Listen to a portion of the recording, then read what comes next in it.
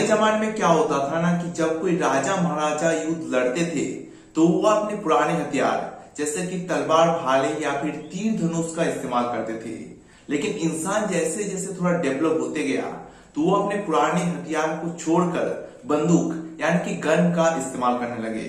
तो आज के इस वीडियो पे आप जानेंगे कि गन की शुरुआत कहां से हुई थी, कौन सी शताब्दी में कौन सा गन बनाया गया था और पुराने गन कैसे काम करते थे। तो ये वीडियो बहुत ही ज्यादा लंबी हो जाएगी, इसलिए मैं इसको 2 या 3 पार्ट में डिवाइड करूंगा ताकि आपको समझने में कोई भी परेशानी ना हो।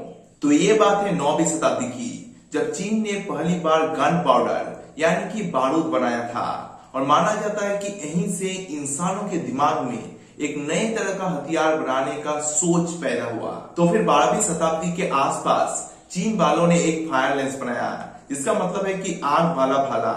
तो मान लो कि आपके पास एक लंबा सा भाला है, अब आपने उस भाले के पास एक लंबा सा ट्यूब यानी कि बांस की नली को लगा दिया। अब आपने वो जो बांस की नली था उसके अंदर थोड़ा सा बारूद भर दिया। तो आप जैसे ही उस बारूद को आग से जलाओगे तो उसमें से आग और भी तेजी से जलने लगेगा और उसमें से बहुत ही ज्यादा गैस का प्रेशर भी बन जाएगा और ऑटोमेटिकली वो जो भाला था अंदर से बिल्कुल ही ऊपर या फिर निकल जाएगा।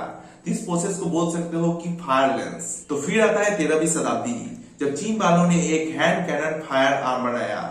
इसका मतलब है कि हाथ से पकड़ने जाने वाली गन। लेकिन ये गन आज की जैसे बिल्कुल भी नहीं था, मतलब कि इसे आप टिगर दबाकर इजीली से शूट नहीं कर सकते थे, बल्कि इसका मॉडल भी फायर लेंस जैसा ही था।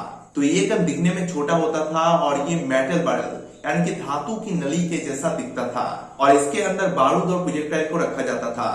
तो आप जैसे ही बारूद को जलाते थे तो उसमें से प्रोजेक्टाइल यानी कि वो जो गन था वो ऑटोमेटिकली निकल जाता था। और इसी टाइप का नए नए हैंड कैनन गन मार्केट में भी आ गया था, जैसे कि ही लॉन्गजन hand cannon gun, Xanadu gun, bomber gun. फिर आता है 14वीं और 15वीं शताब्दी, जब फायर लेंस और हैंड कैनन गन सिर्फ चाइना तक सीमित नहीं था बल्कि बाकी देशों तक भी इसकी पहुंच हो चुकी थी, खासकर यूरोप में, जहां यूरोपियन वैज्ञानिक और आर्मीज मिलकर एक नए तरह का गन में डेवलप किया जिसका नाम था आर्क्यूबस। तो इसका मतलब है कि कंधे के सहारे फायर करना, यानी कि ये गन इतना छोटा हो चुका था कि कोई भी सैनिक या फिर कोई भी आर्मी इसे आसानी से उठाकर कहीं और दूसरी जगह ले जा सकता था। और इसी टाइप का मार्केट में भी बहुत सारा नए गन आए, जैसे कि कैलिबर और मास्केट। तो फिर आता है 15वीं और 16वीं शताब्दी, जो गन को एक नई तरीके से डेवलप किया गया और इस गन का नाम था मैच लॉक मास्केट।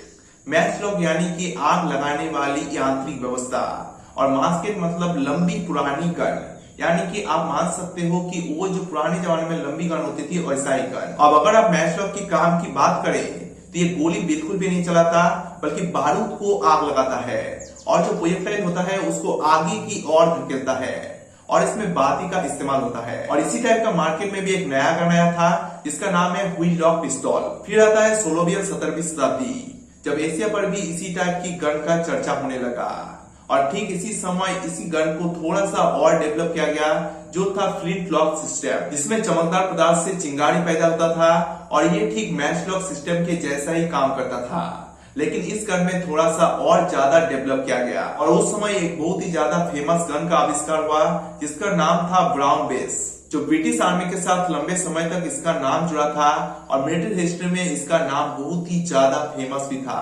और इसी टाइप का मार्केट में बहुत सारा नए नए गन भी आ चुका था, जैसे कि Charlie musket, Ford guns, Baker rifles. तो आज की इस वीडियो को मैं यही पर एंड करता हूं। तो अगर आपको वीडियो पसंद आया है तो जल्दी से हमारे चैनल को सब्सक्राइब करके लाइक जरूर कर देना। तो चलो मिलते हैं अपने नेक्स्ट पार्ट में।